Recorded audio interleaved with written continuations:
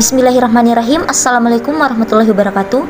Hai, kami mahasiswa Universitas Muhammadiyah Sinjai. Video ini dibuat untuk menyelesaikan salah satu tugas kelompok pada mata kuliah AIK 4 dengan dosen pengampu Ibu Badiana SPDI MPD. Kami dari kelompok 11 terdiri dari 3 anggota yang saling bekerja sama dalam memenuhi tugas ini. Jadi langsung saja, inilah video presentasi dari kelompok kami. Bismillahirrahmanirrahim. Assalamualaikum warahmatullahi wabarakatuh.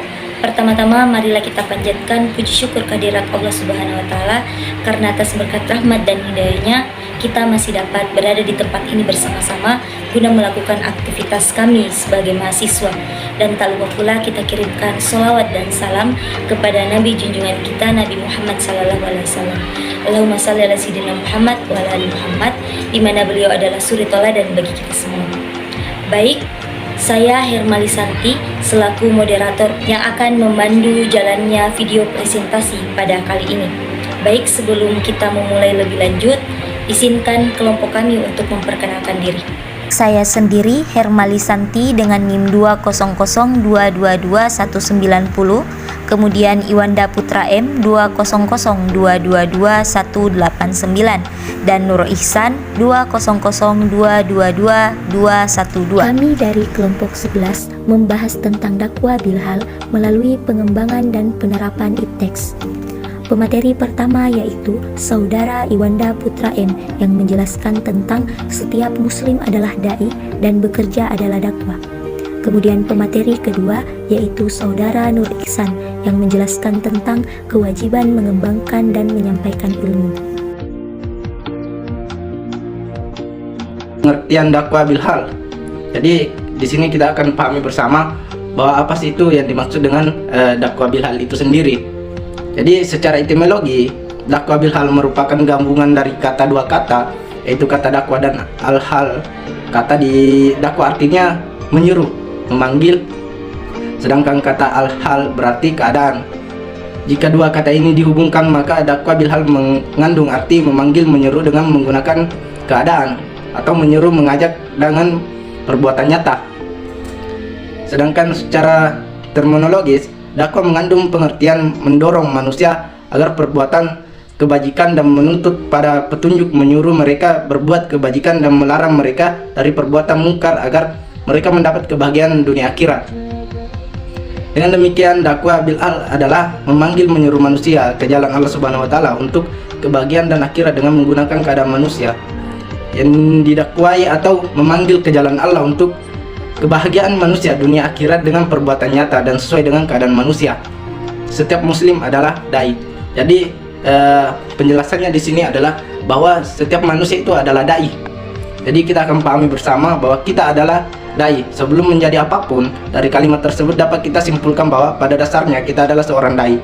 Sebelum kita menjabat suatu profesi apapun, perkataan Hasan al-Banna tersebut dapat menjadi cerminan bahwa pada hakikatnya seorang muslim adalah pendakwah. Ketika seorang menuntut ilmu dan memiliki pengetahuan, saat itu pula ia memiliki kewajiban untuk menyebarluaskan, memiliki bekal untuk mengamalkan sunnah. Saat itu pula ia berkewajiban menyuruh orang lain kepada Islam. Banyak hal yang dapat kita lakukan untuk mengaktualisasikan atau mengaplikasikan kepada atau amanah dalam kita menjadi seorang dai. Salah satunya adalah menjadi seorang murabbi. Jadi murabbi itu sendiri merupakan sumber atau penyalur ilmu dari sumber untuk disampaikan dan dipahamkan kepada matbu atau sang murabbi.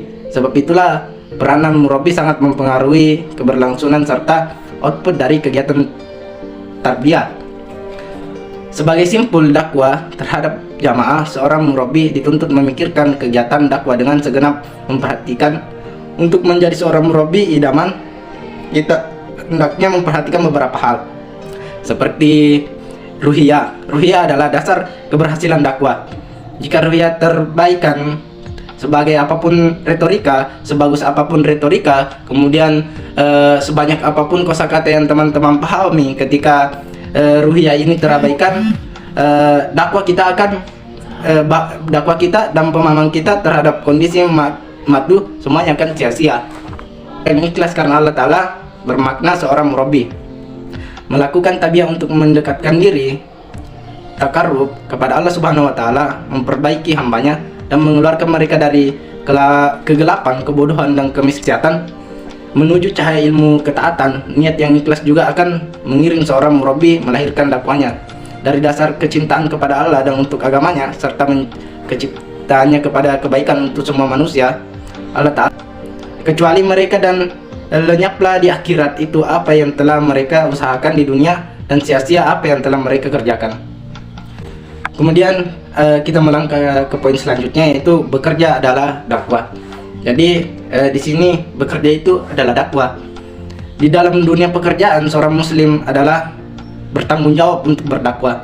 Tidak kiralah apa kategori pekerjaan, sama ada bekerja di dalam pejabat yang berhawa dingin, di tampak pembinaan ladang dan sawah, sekalipun tanggung jawab sebagai dai itu terletak di bahu kita perlu dakwah di tempat kerja.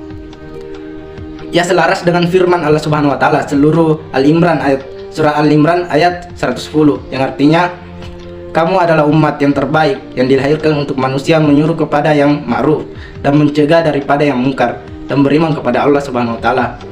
Usaha berdakwah dan di tempat kerja ini janganlah disalahartikan dengan pengertian yang sempit. Dalam artian kita tidak boleh terfokus, kemudian pikiran kita tidak boleh sesempit itu. Dakwah bukan bermaksud untuk mengajak manusia melupakan tanggung jawab bekerja dan melaksanakan amal ibadah yang spesifik semata-mata. Bekerja itu sendiri merupakan suatu amal ibadah, apalagi jika ia diniatkan karena Allah Subhanahu wa taala dengan penuh amanah, fokus dan ikhlas. Usaha di bawah juga jangan ditafsirkan sebagai hendak tunjuk alim atau hendak tunjuk pandai. Jika begitu semua, orang akan takut untuk berdakwah karena seorang dai yang memberikan dakwah tidak mau dipandang sebagai penyibuk, manakala yang menerima dakwah pula berasa tidak selaras dan menganggap konteks dakwah itu sebagai sesuatu yang tidak bermanfaat. Jadi sebagai dai di dalam konteks dunia pekerjaan, seorang itu perlu terlebih dahulu memperlengkapkan dirinya supaya usaha dakwah akan menjadi sempurna. Kewajiban mengembangkan dan menyampaikan ilmu, yaitu usaha mengembangkan masyarakat Islam memiliki bidang garapan yang luas, meliputi mengembangkan pendidikan, ekonomi, dan sosial masyarakat. Pengembangan pendidikan merupakan sebagian penting dari upaya mencerdaskan kehidupan bangsa. Ini berarti bahwa pendidikan harus diupayakan untuk menghidupkan kehidupan bangsa yang maju, efisien, mandiri, terbuka, dan berorientasi masa depan. Mengembangkan pendidikan mesti pula mampu meningkatkan penguasaan dan pemanfaatan ilmu, pengetahuan, dan teknologi, mampu menghasilkan sumber daya alam yang berkualitas. Dalam bidang ekonomi, mengembangkan dilakukan meningkatkan minat usaha dan etos kerja yang tinggi serta menghidupkan dan mengoptimalisasi sumber daya ekonomi umat. Sementara pengembangan sosial kemasyarakatan dilakukan dalam kerangka merespon problem sosial dan timbul karena dapat modernisasi dan globalisasi seperti masalah pengangguran tenaga kerja, penegakan hukum, penerapan dakwah bil halal dalam umat Islam. Sejak agama Islam masuk ke wilayah Indonesia pada abad ke-8, agama Islam telah mengalami fase surut. Perkembangan Islam di Nusantara diawali dengan munculnya kerajaan-kerajaan Islam seperti Kerajaan Samudra, Pasai, dan Perlak. Selanjutnya, Islam melebarkan sayapnya ke berbagai penjuru Nusantara. Selanjutnya, Islam mengalami kemunduran pada saat Indonesia dijajah oleh Belanda, di mana aktivitas umat Islam terpasung. Politik Belanda terhadap Islam dilandasi dengan rasa curiga dan takut, sehingga dengan cermat mereka mengawasi segala sesuatu yang berbau Islam. Kolonialisme tersebut meninggalkan sejarah negatif yang panjang dalam perkembangan sosial, kultural, dan ekonomi masyarakat Indonesia. Bahkan sampai sekarang, selain itu, pemilihan model pembangunan yang dipakai serta kesalahan dalam mengurus pemerintahan di masa lalu menjadi faktor dominan yang mendorong keterlambatan umat. Secara realitas menunjukkan bahwa kualitas umat Islam Indonesia belum membanggakan. Dari berbagai segi kehidupan, permasalahan umat Islam semakin kompleks, baik permasalahan pendidikan, ekonomi, sosial, budaya, dan sebagainya. K.H. Baharudin Hasubki mencoba merumuskan berbagai persoalan umat Islam di Indonesia sebagai berikut ini. 1. Keterbelakangan sosial ekonomi. 2. Keterbelakangan dalam bidang pendidikan. 3. Lembaga etos kerja umat Islam.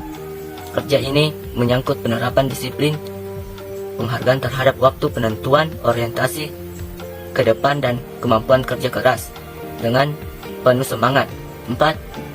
Belum terrealisasi ukhuwah Islami.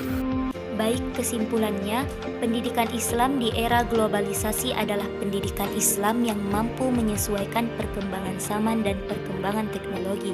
Maka yang harus dilakukan adalah mengembangkan sistem pendidikan yang berwawasan global agar menghasilkan output dari lembaga pendidikan Islam yang lebih bermutu, supaya mereka percaya diri dalam menghadapi persaingan global. Iptek adalah sarana hidup manusia untuk mampu dengan mudah menguasai dunia. Setiap muslim wajib mencari iptek, baik guna meraih kebahagiaan dunia dan akhirat. Iptek tanpa landasan agama, tanpa landasan moral, maka akan berdampak tak sekedar dosa, tetapi juga akan berakibat negatif bagi kehidupan manusia. Perkembangan masyarakat Islam dituntut dalam segala bidang dan tetap berpegang teguh pada cita-cita dan berjuang. Perjuangan Rasulullah dalam dakwah Islam untuk membuktikan perkembangan masyarakat Islam tersebut bukan saja dengan jalan dakwah bil lisan, tetapi lebih ditujukan dengan dakwah bil hal. Baik, sekian video presentasi dari kelompok kami. Billahi fisabilillah haq fastabiqul khairat. Wassalamualaikum warahmatullahi wabarakatuh.